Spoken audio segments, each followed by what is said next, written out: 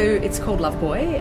It's about a young indigenous boy who loses his mother and his journey to accept that loss.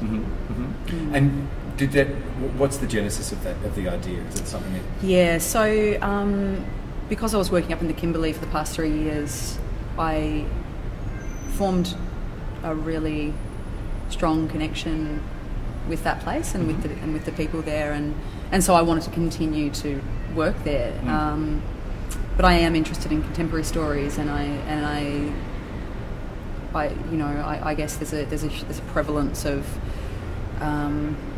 suicides, and the rates are really high, highest in the world, in fact, up there. So I wanted to write a play that was that explored that, but also that was hopeful.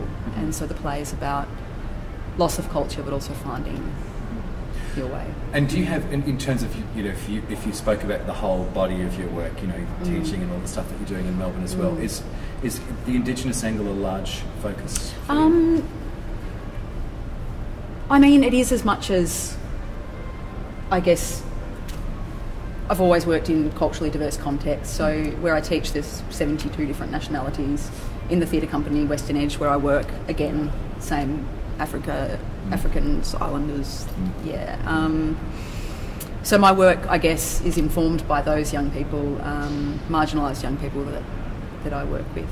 And I think it's really important to hear those stories and hear those voices.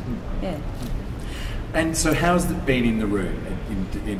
I know that it's a very short process this year. It's only 3 sessions or so, isn't it? Yeah. But how's it been, Liz, hearing it and seeing it moved around a bit? It's been wonderful. I'm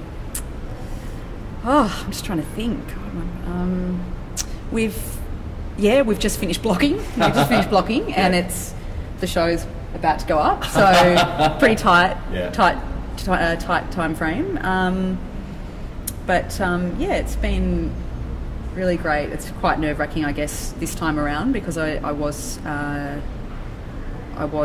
developing this work in the National Script Workshop late last year, but of course there's no public outcome, so you don't have that stress. Whereas this time it's about to go public, so it's quite stressful. But it's not the first time you've heard the text read, at least. No. And was it quite different hearing it here to hearing it the last time? Or is it the same? Yeah, look, I think in this context, because it is I guess it is, in its flavour, it's a play that could very well be set in Western Australia. It's not specific in the text where it's set intentionally, but I think it does sort of feel very much WA, getting off the plane here and seeing all the FIFO miners and, and where we're staying. We're across the road from the Australasian oil and gas conference. So it feels quite relevant in this context. Yeah. And is it, if you had to describe it as a genre, would you call it a drama or a social realist or verbatim, or how would you roughly categorise it? I think stylistically, generically drama. Stylistically, I think, what did Chris Mead say? It's uber naturalism. That's a nice term. Yeah. And your experience of being here at the festival, as well as, of course, the earlier developments, do you feel like what sort of experience have you had with the festival? It's just been absolutely incredible. It's worth its weight in gold.